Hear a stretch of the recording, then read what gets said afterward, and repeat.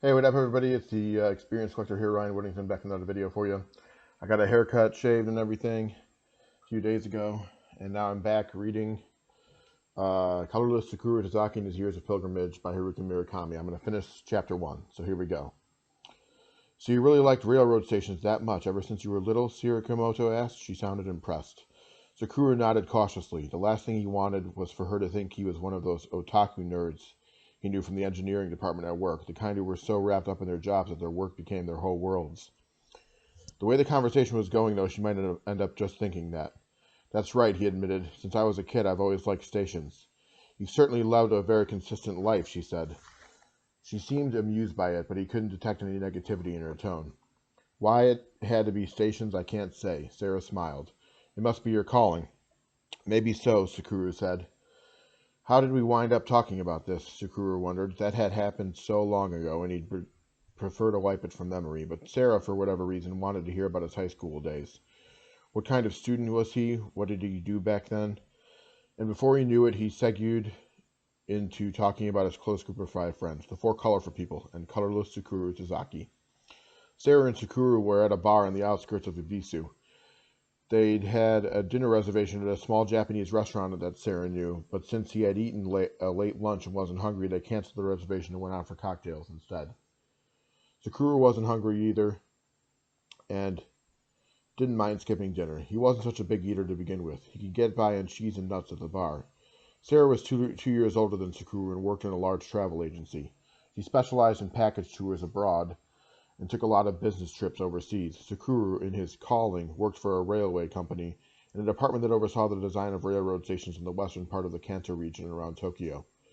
So although there was no direct connection between their jobs, in a way they both involved aspects of the transportation industry. He and Sarah had met at a party to celebrate his boss's newly constructed house, where they had exchanged email addresses. This was their 4th date. After dinner on their 3rd date, in what seemed like a natural progression of events, they had gone back to his apartment and made love. Today was 1 week later, a delicate stage in their burgeoning relationship. If they continued to see each other after this, things would surely get more serious. Tsukuru was 36, Sarah was 38. This wasn't, of course, some high school crush. From the first time he saw her, Tsukuru had liked Sarah's looks. She wasn't typically beautiful. Her prominent cheekbones gave her an obstinate look, and her nose was narrow and pointed, but there was something indefinabely vital and alive about her face that caught his eye. Her eyes were narrow, but when she really looked at something, they suddenly opened wide. 2 dark eyes, never timid, brimming with curiosity. He wasn't normally conscious of it, but there was one part of his body that was extremely sensitive, somewhere along his back. This soft, supple spot he couldn't reach was usually covered by something, so that it was invisible to the naked eye. But when, for whatever reason, that spot became exposed and someone's finger pressed down in it, something inside him would stir.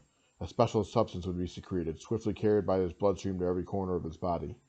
That special stimulus is both a physical sensation and a mental one, creating vivid images in his mind. The first time he met Sarah, he felt an anonymous finger reach out and push down forcefully on that trigger on his back. The day they met, they talked for a long time, though he couldn't recall much of what they said. What he did recall was that special feeling on his back and the indefinably thrilling sensation it brought to his mind and body. One part of him relaxed, another part tightened up. That sort of feeling.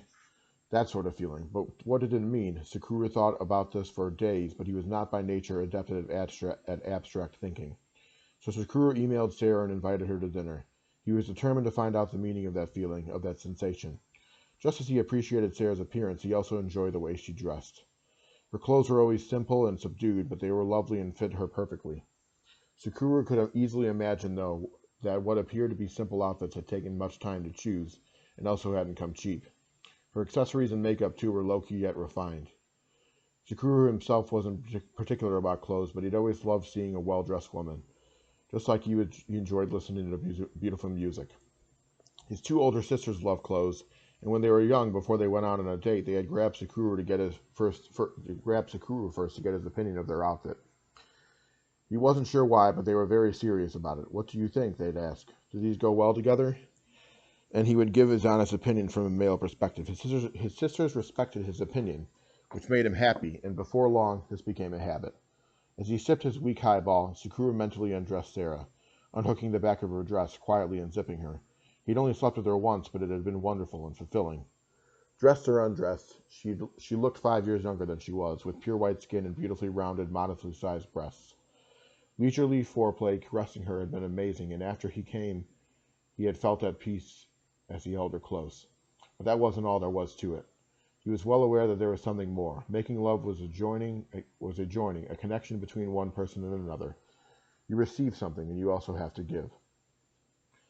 What were your high school days like? Tsukuru asked. Sarah shook her head. I don't want to talk about that. It was pretty boring.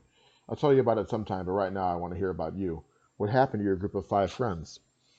Tsukuru picked up a handful of nuts and tossed a few in his mouth. We had several unspoken rules among us, one of them being, as much as we possibly can, we do things together, all 5 of us. We tried to avoid having just 2 of us, for instance, going off somewhere. Otherwise, we were worried that the group might fall apart. We had to be a centripetal unit.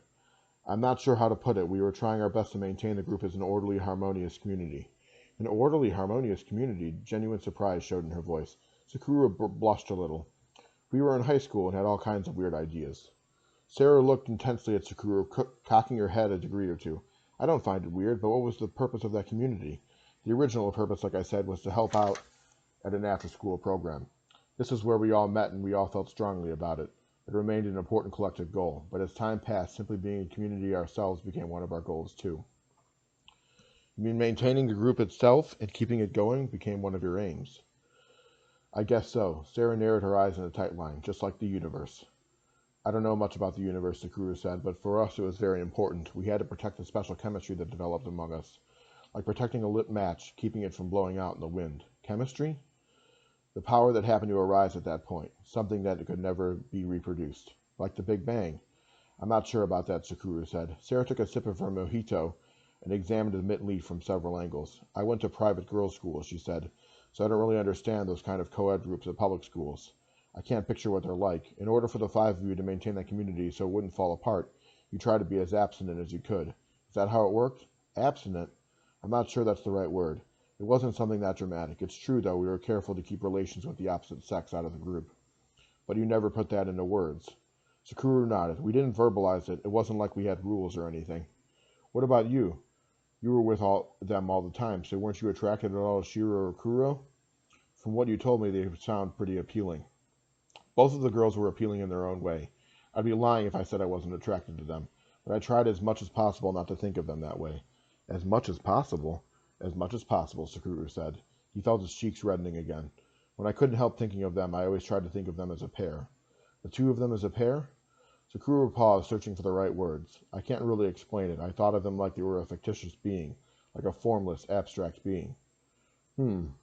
Sarah appeared impressed. She thought about it. She seemed to want to say something, but then better thought of it. After a while, she spoke. So after you graduated from high school, you went to college in Tokyo and left Nagoya. Is that right? That's right, Tsukuru said. I've lived in Tokyo ever since. What about the other 4? They went to colleges in the Nagoya area. Aka studied in the economics department of Nagoya University, the department where his father taught. Kuro attended a private women's college famous for its English department. Ao got into business school at a private college that had a well-known rugby team on the strength of his athletic abilities. Shiro finally was persuaded to give up on being a veterinarian and instead she studied piano in a music school. All 4 schools were close enough for them to commute from home. I was the only one who went to Tokyo, and in my case to an engineering college. Why did you want to go to Tokyo? It's simple, really.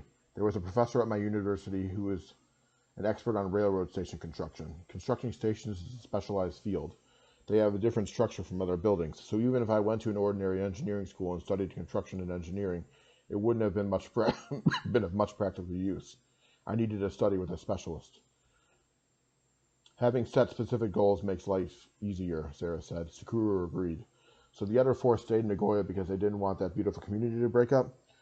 When we were seniors in high school, we talked about where we were going to college. Except for me, they all planned to stay in Nagoya and go to college there. They didn't come out and say it exactly, but it was obvious they were doing it because they wanted to keep the group together. With his GPA, Aka could have easily gotten into a top school at Tokyo University, and his parents and teachers urged him to try. And Ao's athletic skills could have won him a place in a well-known university, too. Kuro's personality was well suited to the more sophisticated, intellectually stimulating life she might have found in a cosmopolitan environment, and she should have gone on to of the private universities in Tokyo. Nagoya, of course, is a large city, but culturally it was much more provincial. In the end, all four of them decided to stay in Nagoya, settling for much less prestigious schools than they could have attended. Shiro was the only one who would never have left Nagoya, even if the group hadn't existed. She wasn't the type to venture out on her own in search of a more stimulating environment. When they asked me what my plans were, Tsukuru said, I told them I hadn't decided yet, but I'd actually made up my mind to go to school in Tokyo. I mean, if I could have managed to stay back in Nagoya and half-heartedly study at some so-so college, I would have done it if it meant I got to stay close to them. In a lot of ways, that would have been easier, and that's actually what my family was hoping I'd do. They sort of expected that after I graduated from college, I'd eventually take over my father's company. But I knew that if I didn't go to Tokyo, I'd regret it. I just felt that I had to study with that professor. That makes sense, Sarah said. So after you decided you'd go to Tokyo, how did the others take it? I don't know how they really felt about it, of course, but I'm pretty sure they were disappointed. Without me in the equation, part of that sense of unity we always had was inevitably going to vanish. The chemistry, too. It would have changed into something different, to some extent. Yet when his friends realized how determined Tsukuru was to go, they didn't try to stop him. In fact, they encouraged him. Tokyo is only an hour and a half away by bullet train. He could come back any time he wanted, right? And there's no guarantee you'll get into your first choice school anyways, they said, half kidding him. Passing the entrance exam for that university meant Tsukuru had to buckle down and study like never before. So what happened to your group after you all graduated from high school? Sarah asked. At first, everything went fine. I went back to Nagoya whenever there was a school vacation, spring and fall break, summer vacation, and New Year's, and spent as much time as I could with the others. We were as close as always and got along well. Whenever he was back home, Tsukuru and his friends had lots to catch up on. After he left Nagoya, the other four continued to spend time together, but once he was back in town, they'd revert to their 5-person unit, though of course there were times when some of them were busy and only 3 or 4 of them Elmer Fudd or something, or whatever. Only 4 of them could get together. Or Porky Pig, not Elmer Fudd. The other 4 brought him back into the fold as if there had been no gap in time, or at least Tsukuru detected no subtle shift in mood, no invisible distance between them, and that made him very happy. That's why he didn't care that he hadn't made a single friend in Tokyo. Sarah narrowed her eyes and looked at him. You never made even one friend in Tokyo? I don't know why, but I just couldn't, Tsukuru said. I guess I'm basically not very outgoing. But don't get the wrong idea. I wasn't a shut-in or anything. This is the first time I was living on my own, free to do whatever I liked. I enjoyed my days. The railroad lines in Tokyo are like a web spread out over the city with countless stations. Just seeing them took a lot of time. I'd go to different stations, check out how they were designed, pencil out some rough sketches, jot down anything special I noticed. It sounds like fun, Sarah said. The university itself, though, wasn't very exciting. Most of his courses in the beginning were general education classes, uninspiring and numbingly boring. Still, he worked hard to get into college, so he tried not to cut class. He studied German and French. He even went to the language lab to practice English. He discovered to his surprise that he had a knack for learning languages. Yet he didn't meet anyone he was drawn to. Compared to his colorful, stimulating group of friends from high school, everyone else seemed spiritless, dull, and insipid. He never met anyone he felt like getting to know better, so he spent most of his time in Tokyo alone. On the plus side, he read constantly, more than he ever had before. But you didn't feel lonely? Sarah asked. I felt alone, but not especially lonely. I guess I just took that for granted. He was young, and there was so much about the world he still didn't know. And Tokyo was a brand new place for him, so very different from the environment he'd grown up in, and those differences were greater than he'd ever anticipated. The scale of the city was overwhelming, the diversity of life there extraordinary. There were too many choices of things to do, and the way people talk struck him as odd, and the pace of life was too fast. He couldn't strike a good balance between himself and the world around him, but there was still a place for him to return. He knew this. Get on the bullet train at Tokyo Station, and in an hour and a half he'd arrive at an orderly, harmonious, intimate place, where time flowed by peacefully, where friends he could confide in eagerly awaited him.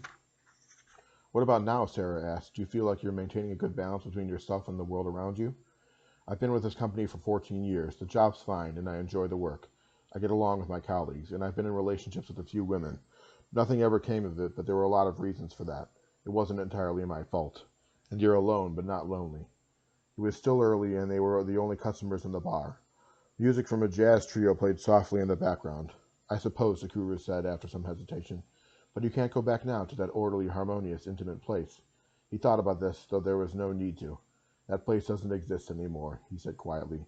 It was in the summer of his sophomore year in college when that place vanished forever. And that's the first chapter of Colorless Tsukuru Tazaki and His Years of Pilgrimage by Haruki Murakami. Peace. Thanks for joining me.